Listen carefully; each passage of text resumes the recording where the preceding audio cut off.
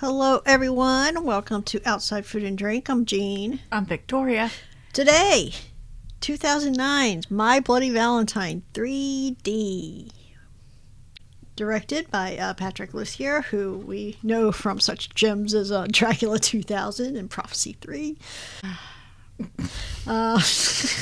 Starring Jensen Ackles as Tom Hanniger, Kerr Smith as Axel Palmer. It's exactly what you would expect, hearing all that. Quick and dirty, a lovelorn miner wanders the town of Harmony in the lead up to Valentine's Day, much to the chagrin of occupational safety inspectors. The town's called Harmony in this one. Yes, it's Valentine Bluffs in the original. Yeah, that's weird. We still got old Axel, and well, he's not TJ, he's Tom. So I don't know if that was the original TJ was Tom. And they just called him TJ. I don't know. But we do have Axel. Axel's a great name, so we can't get rid of that one. Do you remember, I think we might have mentioned this when we talked about the other movie, that I do remember seeing this in the theater in 3D. Yes. And it's very different without the glasses. But you know which parts the glasses worked on. You definitely know what part the glasses are. There's a moment where somebody's jawbone comes flying at you. You're like, yeah, cool. Okay. When it doesn't do it to you at home, though, it's kind of like, weird. Oh, there's just a jawbone floating like in the air. that. Okay, I'm not going to begrudge this opening scene. Harry Warden's here again. Not clear what happens here. So Jensen Ackles is a younger person. He's working in the mines. Tom. His father owns Hanniger Mine. And he's working in the mines, and he does something. It's not super clear to me. He does something that causes an explosion in the mines while old Harry Warden's down there. Okay. And Harry Warden goes into a coma. When he wakes up in the hospital, he kills his roommate, and then a nurse shows up and he kills her. And by the time the cops get there, he's killed the entire hospital. You don't see him doing a lot. You just see the aftermath mostly. Yeah.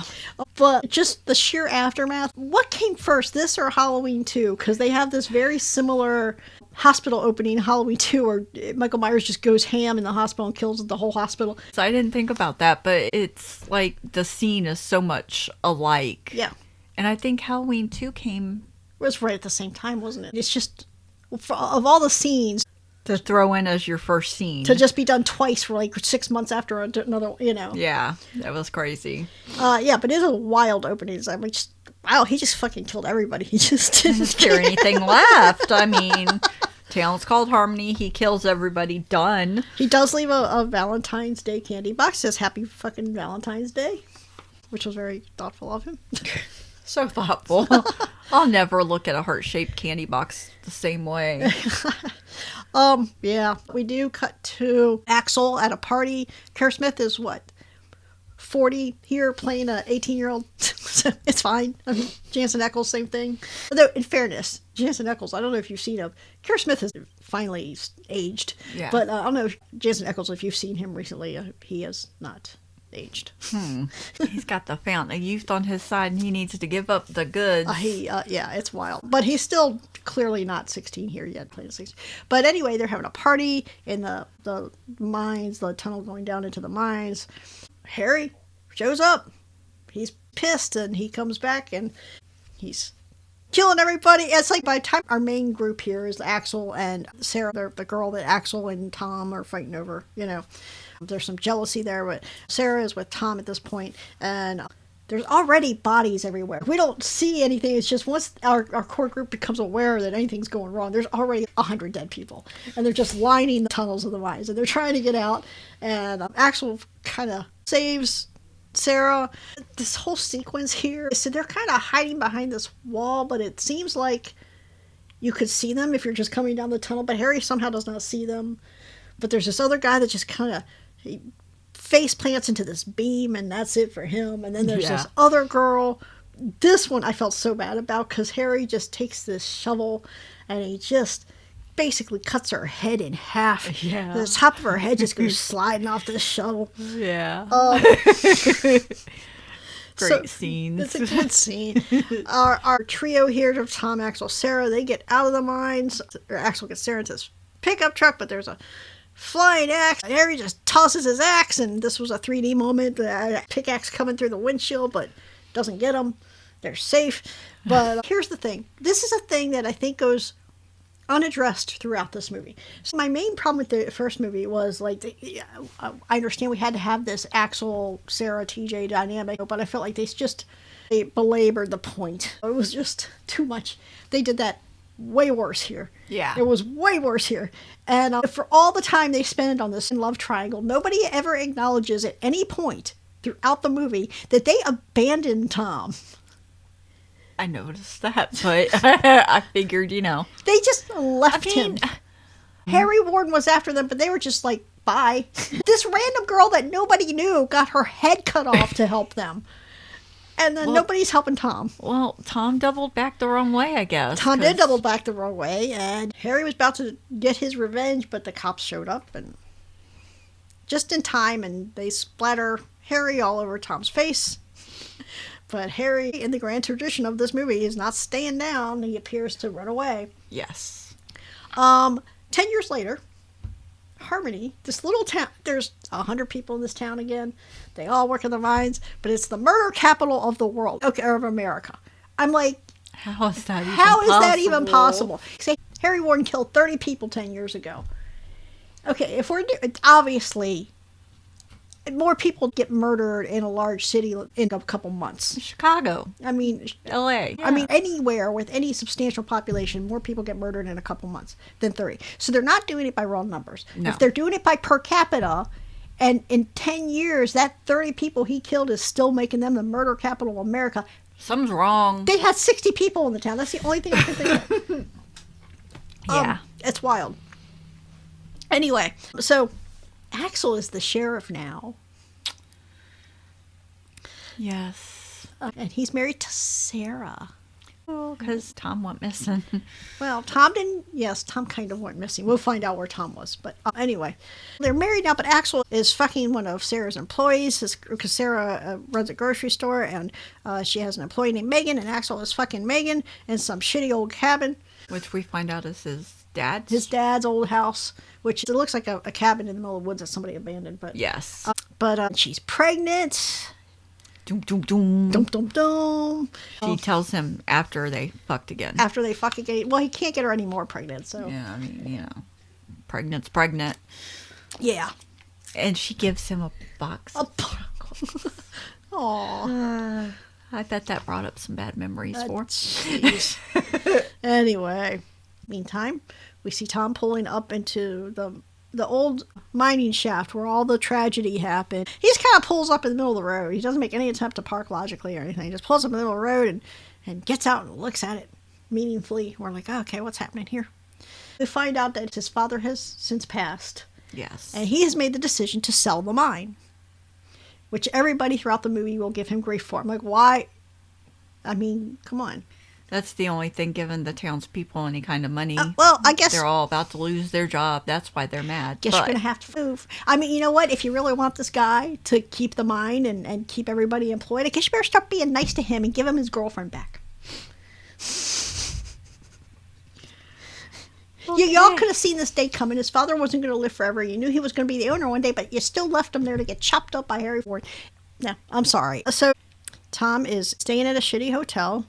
He's taking medicine, and we don't know quite what it is, but we can guess. I would imagine if a person tried to kill me with a pickaxe and then the police spattered their blood all over me, I would need some anti-anxiety meds or something. I would need something. I would definitely need something. Loud noises. Well, now he's got people fucking really loud in the room next to him. The people in the room next to him that are fucking really loud is this girl named Irene. Yeah. Who used to date Axel. This is how tiny this town is. You turn around, there's somebody that you secondhand fucked everywhere. Yeah. She's fucking some old guy. No. What are you talking about? He's not old, he's just bald. I thought it was Steve Austin at first. But she's fucking this guy that looks like, you know, Temu Steve Austin. And she realizes after they've done it that he's been filming this. And he's going to probably post the tape to the internet or whatever. We don't know. But I think he kind of implies that. But she says straight up, like, I'm not a whore or whatever. He goes, you are now. And he throws a bunch of money at her. She's like, nah. And she goes running after. She's running after him naked. And this is great because she goes running after him. And the camera is still on. And he goes back to his truck, but Harry Ward is there. Harry Ward gets him. And Irene's like, no. And so she goes running back away. But we get this shot through the camera that this man has dropped of just her naked ass running away. Oh. It was pretty funny. It was funny. She hides under the bed. The first place the killer looks. First place, well, not this one. Mm-hmm. But in the meantime, the hotel's owner comes in, looking for her dog, because her dog is... Yeah. So we met this dog earlier. It was a very cute dog. So she's looking for her dog, and Irene was doing fine. Harry had actually walked around the bed, was getting ready to leave. This woman comes in. He's like, hey, I gotta kill this bitch now. And he kills her, but he gets her under the chin with the axe. And she's small. Right? Yeah, she's a little person. She's a little person. And so when he gets her up there with the axe, he kind of just kind of pushes her all the way up to the ceiling. And Irene does the thing. I've mentioned it before. I hate it. This is like one thing that drives me insane about slashers is just shut the fuck up for 5 minutes. Just contain yourself. She can't. I'm like, you've already gone through all this. He's chased you. You're hiding under the bed naked. Like, the worst, as far as you're concerned, has happened. There's no reason for you to do this melodramatic gasping when he gets the owner up to the ceiling. And so Harry's like, oh, I missed the bitch under the bed. He gets her through the bed frame. She was a fighter, though. She was a fighter. Because the minute he took off the mattress, she's pulling the bed frame up, going towards the wall. But unfortunately for her, his weapon fits quite easily through those little holes there. Yeah.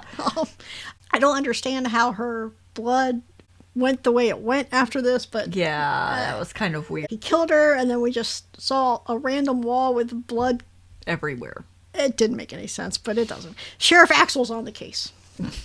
He's like, oh, I fucked her before. I fucked this girl before. Tom's taking advantage of Sarah being away from Axel, and he's going to Sarah's store, and they're looking at each other longingly. And Axel's girlfriend is like, tell Axel. They're making eyeballs at each other. If I can get these two together and get that bitch away from Axel, I can have my baby daddy all to myself. Sarah does still have pictures of Tom. We do get this. She still has pictures of Tom in her little keepsake box at home. Yeah, it's hidden, but she pops it on out to look at it. Yeah. Get that last look at Tom. Oh, you just saw him. Anyway, Valentine arrives at the sheriff's station. And I did note that at least they're using gloves now. They're not like, oh, why is there blood on my hand just because I picked up the bloody heart? We get to meet Tom Atkins, who's the former sheriff. Yes. Right? He's at the bar bitching. And there's an old man at the bar. He's blaming Tom for Harry coming back. You know. So Axel is at home watching the quote-unquote evidence, which is the tape that this guy Frank had made of him and Irene fucking. Yeah. And so he's watching this, and it's just Irene mid fucking, like, right? We had kind of seen this from Tom's perspective earlier. When Tom got to the hotel, he's walking down, or the motel, he's walking down the sidewalk towards his room, and he hears people fucking, and he kind of stops, and he's like, oh, kids these days, and he keeps walking to his room, and then he gets in his room. So Axel is watching this tape where you see Tom pause. You see the other view of what we had already seen Tom do, kind of pause and listen and then keep going, you know. So then Tom and Sarah have another moment, and then Tom goes to the mines. Everybody by this point, I think, has figured out that he's selling the mine. Yeah. And now everybody's mad at him. But now he goes back into the mines, and this guy that he had almost gotten into a fight with at the bar is the guy that has been assigned to take him down there. So he's like, great. But while they're down there, they're trying to call this other guy on the radio. He's in some other part of the mine. They're calling for this other guy, and they're waiting for him. And in the meantime, Harry shows up, and he pushes Tom into this cage, and he locks him in, like bends the bar so he can't get out. And Harry goes and attacks this other guy, and this other guy gets a pickaxe through his arm, and he's still fighting Harry off. Yeah. It's pretty good. This pickaxe ricochets. He hits it and it ricochets and it bounces back into his head. So Bouncy bounce. He tried.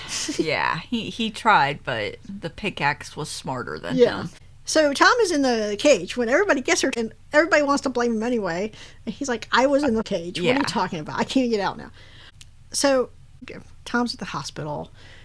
Axel is there. We learn here that the old sheriff, Tom Atkins, and a couple other guys, was it Tom's father?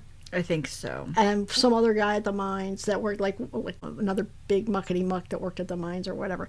This is where we learn, because everybody's like, Harry Warden's loose again or whatever, and they have to come clean about, actually, no, he's not. It can't possibly be Harry Warden, because we killed him. He ran off that night, and we found him. Everybody thought he had run off and disappeared, but this posse found him, and they killed him, and they buried him. So they go up to his grave, where they had buried him in the woods, and there's nothing in there now. Nope, not even a bone. Not even a bone. So, and they're like, well, there's no way he could be alive. They're trying to say, like, maybe animals got to him, and I'm like, well, how far down did you bury him? It's pretty shallow if we can kind of see the indentation, and then so an animal got to him. Are you sure he was dead when you buried him? Yeah. I mean, so there's a lot of questions here. You're getting back, doing more of this Axel, Tom, Sarah love triangle, which is exhausting. In the first movie, there was this one moment where TJ and Axel were fighting over Sarah, and she was like, you know what, I just don't care anymore. She walked away. This is how I feel about this love triangle at this point. I just don't care anymore. Yeah. I don't care. It's so dumb. Overwhelming. It's just too much. It's just so much. Yeah. So, anyway, Tom is going to go into this tunnel. He's going to go down there alone. I don't know why he decides he needs to go down there alone. I don't either. Tunnel 5 is the tunnel where everything happens. Right. But as he's getting ready to do this, he notices a light in the woods.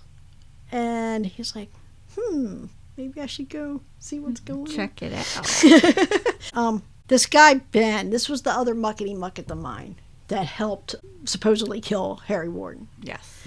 And he's at home, and he hears stuff. Like there's stuff going on outside. So he goes out to look, and there's nothing there. It's just shadows, and it's just nothing. Yeah. So when he comes back inside, Harry gets him in the back with his pickaxe, and he's trying to get away, and then Harry curb stomps his head onto the pickaxe, and it's like, okay, this guy, now you're dead. I don't know about Harry, but you're definitely dead, dude. Yes, you are.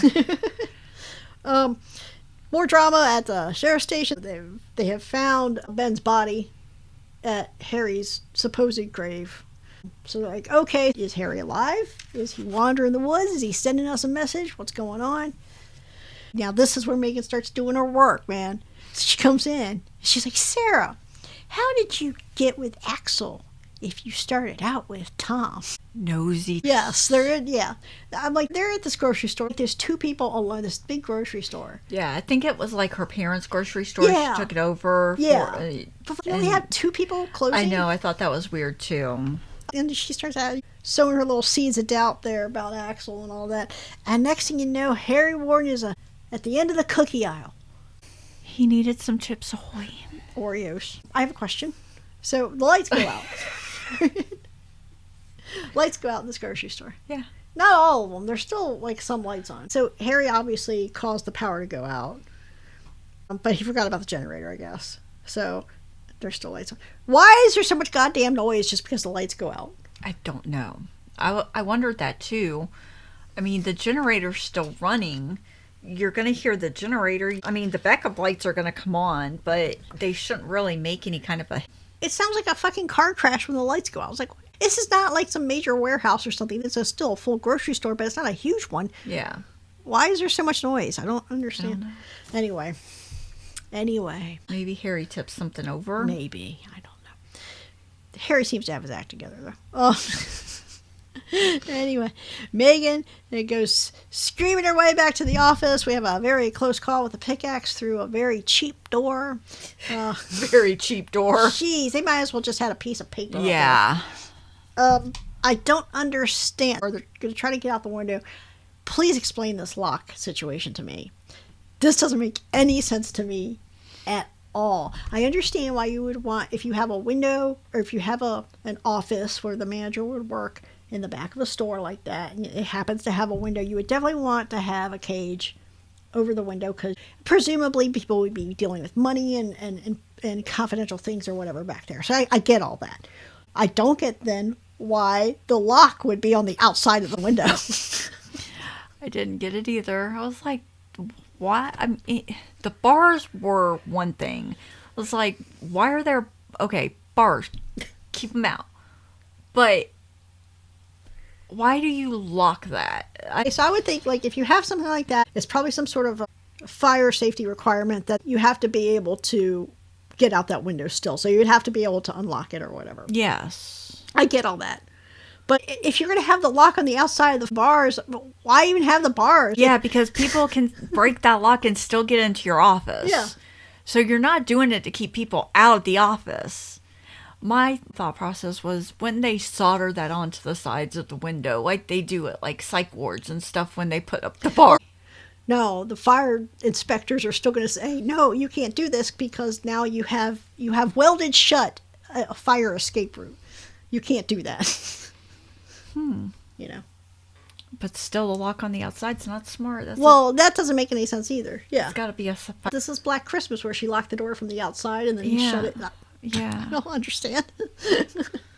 This is lazy to me. I mean, do they have a fire department in Harmony? They probably don't because everybody's working the mines. Nobody's got time to be a firefighter. I mean, there you go. That's it. We have a sheriff and a hospital and a mine. I mean, what more do you need? I guess they have a bar too. Yeah, I mean, you've got to have a bar. Anyway, okay. So Harry just goes around the outside. They get out the window. They finally figure out how to get out this window, but Harry has just gone around to the outside. And he snatches up Megan. She has a pickaxe down the front of her shirt, and Axel's at the door. And it doesn't matter. Like, none of this matters because by the time they get back around to the alley, Megan is just in pieces. She's all done. Dead with a message. Be mine forever in blood on the wall. Right? It was great. Which we're going to use this for one of the laziest plot points I have ever witnessed. I mean, I hate it every time it gets done. Sometimes it gets done cleverly, but not here. We're not going to do that here. So Axel's deputy appears to be judging him harshly because he knows what's going on. Yes. And Axel's basically like, just stop breathing down my neck. I'm trying, dude. I'm trying. Harry has gone to Axel's house. He has killed Axel's clean lady. And Tom Atkins, out of nowhere, he's popping up to cop Axel's house. Clean lady's in the dryer, revisiting the Mabel thing, but not as well, you know? Yeah. Clean lady's in the dryer. If I could, I was willing to stretch credulity in the first one because those were commercial dryers, you know? This is not a commercial dryer. This is a dryer in somebody's house. This woman did not fit into this fucking dryer. I think the thing is, it was a big front loader, so they just stuffed her in. Okay. They made her fit. I don't believe it. Anyway. And I am not going into the dryer to see if I fit, so we're not going to test that. No, we're not testing that theory. We get Tom Atkins' flying jawbone here, because when he goes back outside, Harry Warden's on the porch. And he gets him right under the chin. Right under the chin, and he just snatches that jawbone. You don't need that thing. Snatch. You don't need to eat. Yep. Liquid diet. We get that. Good. That was a good, like I said, that was a good 3D effect in the theater. That was the one I remember the most, because it was like, oh, there's a jawbone in there. I remember the fire one. I don't remember that one. I just remember the jawbone. Yeah. Anyway, Tom picks up Sarah. He says he needs to show her something. Axel, in the meantime, has run a background check on Tom. Because we want to know where he's been all these years. He has been in mental institutions. Oh, no. Yes, he has been. You know why, motherfucker? Because you and your bitch-ass wife left him in there in that mine. Yes, you did. The man is fucked up. Am I making apologies for his decision on how he self-medicated? No, I'm not going to do that. But you are not blameless here, sir. There's so many flaws in this movie, but the decision, The decision to put him in a mental institution was a good one. No, well, yes, that's I mean, true. it helps. That's true. But what they're doing here, I'll talk about at the end. So Axel knows this now, but Tom is in the car with Sarah. But Axel calls Sarah and is like, hey, he's crazy. Don't be with him. Get out of the car. And it does not help that Tom is, in fact, acting crazy right now. Yeah.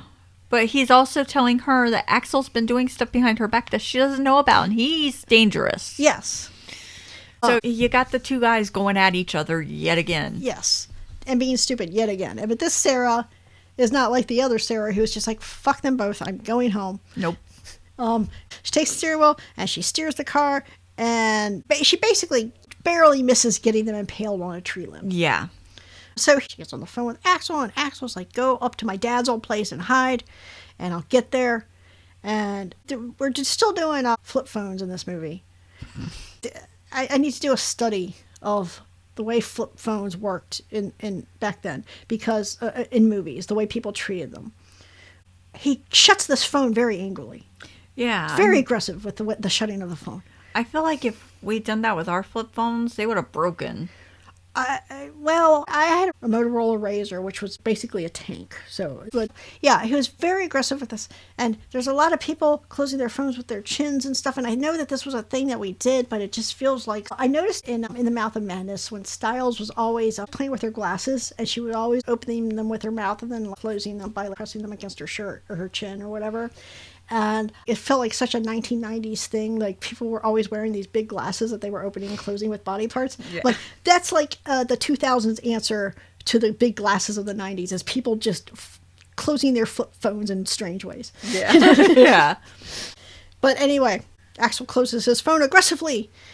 I'm not sure why he turns off the lights on his car when he pulls up to his dad's house. I wasn't sure about that either. I was like, why did he just turn off the lights? He would need those to help. To see. Yeah. I mean, I know you got your big old cop flashlight, but still. I think a difference between a lot of movies is there's always things that get done. Some movies are not particularly well crafted. Some movies you can't even see it coming. Some movies you can see it coming, but it's done in a very satisfying way. And some movies it's just like, oh, they're doing this stupid awkward thing because they're setting up something else later, and this stupid awkward thing doesn't make any sense in real life, but you forgive it because the payoff is really great. Yeah. Like in Black Christmas when she locks the door from the outside. This is stupid and awkward, but they're doing it, and it's okay because the payoff at the end is worth it. You will forgive the stupid thing because okay, this movie is not Black Christmas. No. So they don't get to do this dumb shit. Okay? While Axel is turning off the lights and looking super suspicious in the driveway, Sarah finds the candy from Megan with a picture of Tom and Sarah. Okay, after Sarah had talked to Tom, she had taken out this picture of her and Tom from when they were younger. She had forgotten to put it back. See, it's a lot of just lazy people. Things have to happen, so we're going to make people do dumb things for the whole movie. She left it out on the dresser, and Axel had found it and had said something to her about it. Right? And so now she finds the picture again. The last person that she knew had it was Axel. And here it is again. And at this point, we definitely needed her to have a flashback voiceover of Axel saying something about this picture. Otherwise, we would have completely forgotten the picture's history in the movie. And we wouldn't know why this was important. Yes. I mean, this is an R-rated movie. But from a narrative point of view, this movie was made for kindergartners. Because it is incredibly frustrating. So anyway, there's this box of candy from Megan. There's this picture of Tom. And then she opens up this little broom closet, and it's just all these boxes of candy fall out. And all empty. All empty. Okay. Which is suspicious. Okay. Here's the thing. Does she know that Harry Ward put people's hearts in candy boxes? I'm sure she does. Okay. Because otherwise, this is weird. I'm sure she does. Okay. I'm sure it's a well-known town fact. It's weird. Okay, yeah. But so anyway, so she freaks out. Harry's at the door. She escapes, and she's heading towards the mine, which is definitely where you want to be with Harry hot on your trail, is in the fucking mines. Where he knows them. That's in and out. Which he does his best work there. But he catches her. And we already had the recreation of the Mabel scene from the original. Now we get the recreation or the homage to the dangly suit scenes. Yeah, they're just falling all around her. Falling all around her. But unfortunately, she does not get impaled on the showers. She goes into the tunnel, and Axel appears. Out of nowhere. Out of nowhere, but he's got regular clothes on, right? Because if we're like, well, if Axel's Harry Ward, shouldn't he be in his minor? But he's not. He's in his regular cop clothes. And Tom is there. And Sarah's got her gun. And she got them both at bay. And they're basically doing the Spider-Man pointing at each other. No, it's you. No, it's you. It's you. Yeah. Girl with a gun pointing back and forth, not good. I was waiting for it to go off. Yes. And then Tom lets it slip that he knows about Megan being dead in the alley and the words that were written on the Be Mine Forever thing. And I'm like, oh, yeah. I mean, yes, obviously. Okay, so it's Tom now because she's like, how would you know that? You know what? It worked way better. You know what? It worked really well. If we're going to do this stupid standoff thing, is just for her to realize that and not have to. Yeah. Because it's just, I hate it. It's just such a lazy device, and it can be done well, but not here. It was very lazy. It is incredibly lazy. I mean, the last thing she should have done has been like, how did you know that? She should have hung on to that little morsel. Instead of asking him, how do you know that? She should have just held that back, because eventually he's going to slip. I mean, what's the point of asking him that, too? It's like, what's he going to say? So, oh, yeah, you're right. I totally killed him. It was me. You're right. Got me. Oops. That would have been good, though. Actually, if that had been his reaction, that would have been fine, too. Yeah, you're right. She got me. That would have been funny. Where's my pickaxe? Where's my pickaxe? But we didn't do that. It's tough because then he starts hallucinating. He's like, hey, Harry's right there. He's coming right for us. And you see it from his vantage point that he actually sees Harry coming towards them. But they're like, there is literally nobody there. And then we get the montage, which shows us how Tom was pretending to be Harry the whole time and basically how he did it. Again, it's not a very interesting technique. It can be well done. Not here. A lot of things don't really make sense. Yeah, I mean, I guessed it was him. Yeah. From the kill in the mine scene. Which one? When he was supposedly locked up. Yeah. Why would you lock this guy in a cage? And why wouldn't you kill him? You blame him for everything. Yeah. Yeah. So why is he still alive? You know. He does get away. Tom does do the thing that Axel did in the original, which he goes scurrying back into the mines. Axel has wounded him, but he goes scurrying away. He's hitting these lights. He's like, got this pickaxe and he's hitting these lights. It's kind of cool. When he hits the lights, there's like it flashes and then it goes dark and you see Harry and then you see Tom again. Yes. They're doing that and that's pretty cool. All the first responders get there. Tom kills this first guy that approaches, you know. And then he gets his uniform on and he sneaks out of the mines in this guy's uniform. I'm like, what's the plan, man? Where are you going? What are you going to do? Exactly. What's happening? What are you doing? I mean, you're still crazy. Was this an unnecessary remake? Yes. Absolutely, yeah. Yes. Absolutely. Kind of funny at times. They did a couple different things that might have been okay, but yeah, this was not necessary. We talk about like Black Christmas, where I hold that Black Christmas up as such a standard because you could feel the love. In that second movie, you could feel the love that the director had for the original movie. Yes, you could. I'm not getting that here. Yeah. And I mean, some of the things they changed in this movie from the original took away from it. Yes. Because some of even the stupid part of them, like, decorating the entire town for the dance, like, even though you didn't have to have that, it was a good walk into why they hadn't had a dance. Yeah. Why the dance was so important to them. Like, it walked you into the story. It gave you more of a backstory in the first movie than this one. I also felt like, you know, they could have done a lot less of the stuff between Axel and Tom, period. It didn't matter. We know they're fighting over her. She knows they're fighting over her. So let's not put in stuff that's really not needed because it doesn't add anything to the movie. It doesn't add anything to the story. It just annoys the watcher. Yeah, so about this whole love triangle thing too. You know, I think If you want to have this love triangle, it's fine. If you want to flip it because we all know that Axel was the killer in the first movie, and it'd be obvious. Actually, I would do a double reverso. Actually, no, because you're expecting it to not be Axel, because they surely wouldn't do that again. Yeah. So make it Axel again. Everybody's like, oh, it's Axel again. Yeah. You know? Then you have your little surprise nugget. But my thing is, this is the problem. I understand Tom's going to be the killer. That's fine. So you don't want to make him a flaming asshole. Okay? Because then it's like, oh, he's probably the killer or whatever. You know? That's fine. I get that. But it's like you didn't actually have to make Axel an asshole either. But you went ahead and did that. Yes. So now I don't care because I don't like Axel. Yeah. And I don't like Sarah because again, you're putting me in a position of apologizing for a guy that just killed 20 people. But nobody gave any grace to Tom, you know? Yeah, they didn't. And I feel bad for Megan. I feel bad for Megan too. I feel bad for the hotel owner. I feel bad for that dog. Who knows where Tom is now? He should be in a mental institution. I mean, obviously he pulled it off to where they thought he was okay enough to leave, so maybe you should watch him more carefully next time. Yeah, and this whole thing, while we were running random background checks on him, we found out he was in this mental institution, and he was doing this and that. I was like... It gives you even more reason not to think it's Tom, though. Yeah. In a normal setting. You know, do you see what I'm saying? Yeah, I mean, that whole sequence when he's in the car and Axel's doing the background check and he's acting weird in the car. I'm like, this all felt very Scooby-Doo. This feels like a long episode of a television show. This feels like, yeah. Yes, yeah. Because it wasn't needed.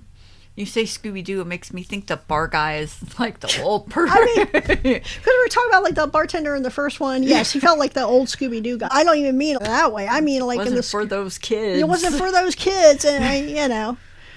And are we? Yes, you're very clever for a Saturday morning cartoon. Before a movie that you want people to pay money to come see, it's not. You know.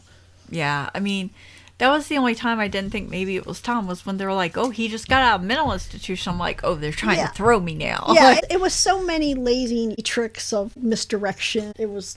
Yes. I just, like, there's some good scenes, some entertaining scenes. There are, like, definitely some fun scenes. But overall, the movie is hopelessly stupid, and it was completely unnecessary. Yeah, I mean, I like the kill scenes. I'm one of those. I like the kill scenes in the movies, but... You know, and how do you hide your axe? Like, if the cops are coming after you, you've been using a pickaxe, how do you hide a lot of it doesn't make sense about. Again, this is typical for movies like this. When the killer ends up being somebody that was in the main group that we've been following, it never makes sense time-wise. Yeah. I don't care all the flashbacks you want to give me. Yeah. Yeah.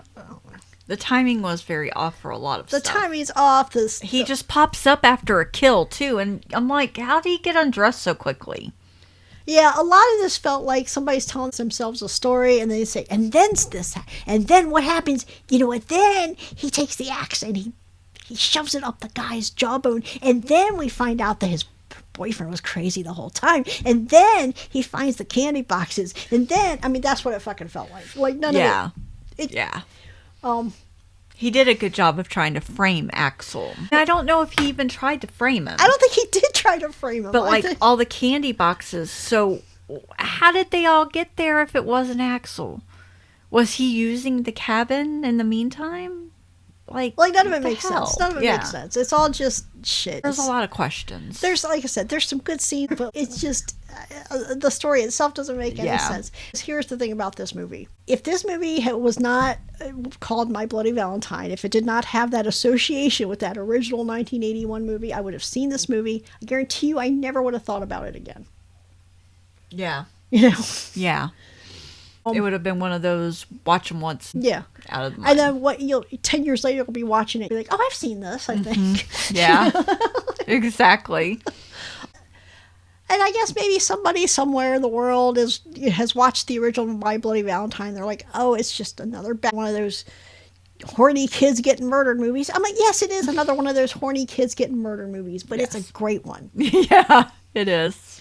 And there is something to be said, of course, that maybe that stuff was interesting because that was the first time around. And by this point, y'all been doing this for 30 years and you're not doing anything interesting with it. You know? Yeah. Yeah. Do you have anything else to say about this? Oh, no. No. I'm good. Well, we gave the 1981 movie, We gave it 4 bloody hearts in hot dog water. out of 5. She insisted on the hot dog water. The hot dog water was a highlight of the movie. So, of course, I insisted. The raw hot dogs! In the hot dog one. So I'm not giving this one 4. No, this one doesn't deserve 4. I mean, we only saw 1 or 2 bloody hearts in this one. The premise, I give it 2 bloody hearts. That's all I can come up with. I can't even muster a 2.5. It didn't do the original any justice. The things that changed were things they could have kept. Things they added were things that weren't needed. And the whole flip-flopping of who's doing the killing, don't fuck with me like that. Yeah, and you know what it else does? I don't know that this movie takes itself super seriously. I don't think it does. I don't think it does But either. I also think it lacks the real self-awareness and the real sense of fun and love and enjoyment that original had. Yeah, and I feel like the reason they thought they would make money off of this is because it was a 3D. Oh yeah, this was during that period where like everything was in 3D then. And I mean, you know, and like some of the 3D stuff in the theater was cool, but you know, you can do 2 things. You can make a good movie with some 3D in it. It doesn't have to be either or. Exactly. Anyway. And this one chose the 3D over the storylines. Yeah, for sure. I would say, yeah, I mean, 2. If it's on or something, there's nothing else on, I'll watch it. You know, it's completely forgettable. Yeah. It's completely forgettable. Yes. Yeah. I'll give it 2 bloody. See, I care so little about it that I can't even think of anything clever to give it. I'll give it 2 bloody hearts. We didn't even get any hot dog water. So 2 bloody hearts. No pickaxe or anything. Nothing. Start. You know what? I'll give it 2 naked asses running across the parking lot. Because Irene deserves some credit for her role in this movie. Okay. 2 bloody hearts, I give it 2 naked asses. All right. So, you know, watch it at your own leisure. Or you just watch the 1981 again. Yeah. Just watch that one twice. It's up to you. If you got some different opinions than what we do, you know, let us know. Socials are open. Yeah. Drop us a line. We'll definitely fight you about it. Yep. All that's in our show notes, emails, socials, all that information, links are in the show notes. In the meantime, next week we're going to be talking about Valentine. It was really good. I liked it.